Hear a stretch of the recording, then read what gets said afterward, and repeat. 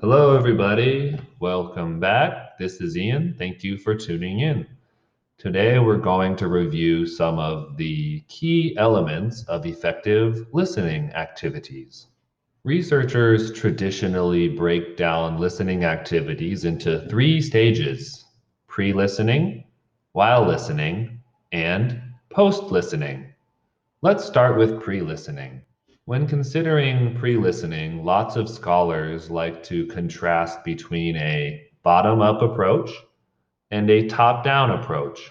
In the bottom-up approach, it is very common to teach vocabulary words or to review grammar points, so that way students are ready to anticipate the words that they will hear and they will be able to make better meaning out of what they are listening to. However, some scholars disagree with the practice of pre-teaching vocabulary. In fact, some of them say that it's been largely discontinued. For example, a researcher named John Field points out that in real life, learners cannot expect unknown words to be explained in advance, which makes a lot of sense in real life communicative situations. It's even true for listening tests such as the Korean SAT. The Korean SAT will not pre-teach the words that they will use. The students have to be ready to use listening strategies in real time. As a result, some researchers are stronger proponents of the top-down approach. In the top-down approach, the goals are to set the context of the activity or to motivate the students to get their minds in the right place before they have to listen. As Field points out, in authentic listening contexts, learners have to learn to cope with situations where part of what is heard will not be familiar.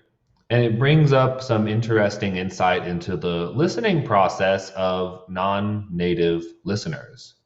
Quite frankly, even for native speakers, someone will never identify every single word that one is saying. More likely than not, you will identify a few key words, make inferences based on the context of those words, and finally, check those inferences against what comes next. I would like to explain this through a story. One day I was in the cafeteria and one of my coworkers turned to me and said, "Oh, Ian, 몇 년, blah, blah, blah, blah, blah, blah, Korean."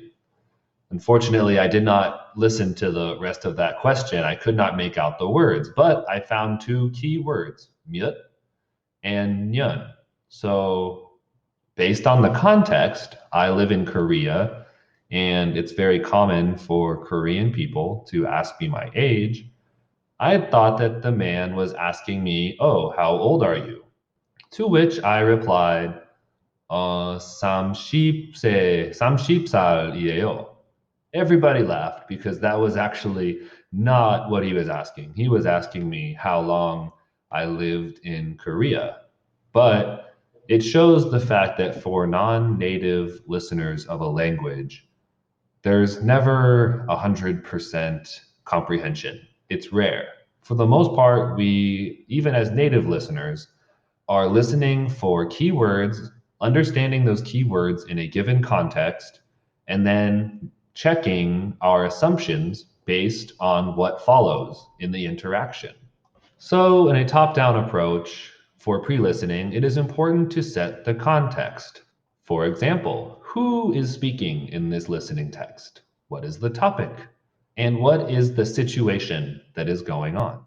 And finally, you can create some motivation by allowing students to submit their own opinions or be able to relate the topic to the learner's own lives. When you can do that, it gets the students a lot more engaged before they listen, and I think they're more likely to focus on the listening activity.